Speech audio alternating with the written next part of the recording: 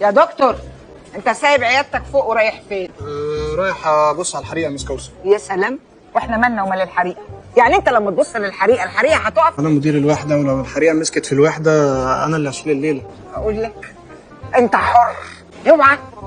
دكتور بقول لك ايه، لازم تبلغ مدير الاداره عشان لا قدر الله لو حصل حاجه من الحريقه تبقى خليت مسؤوليتك. هو انت مش من هنا؟ لا انا من مطوبس. المطافي عندكم عادي؟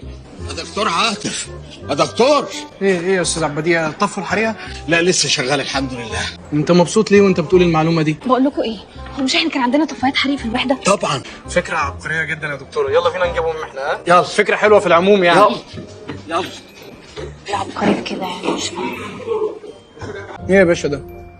ايه؟ دي طفايه الحريق؟ يوضع سره في اضعف خلقه. ايوه، يعني دي هتطفي حريقه؟ دي ما تطفيش سيجاره. ما هو في واحده تانية اهي. احنا عايزين 30 40 واحده من دول. ربنا مسبب الاسباب. استاذ عبديه دي منتهيه الصلاحيه على فكره. صلاحيه ايه؟ هو احنا هناكلها؟ يلا يا استاذ عبد البديع، عشان كفايه الهبل اللي تحت، مش هنزل انا افرج الناس عليا بالحاجات دي.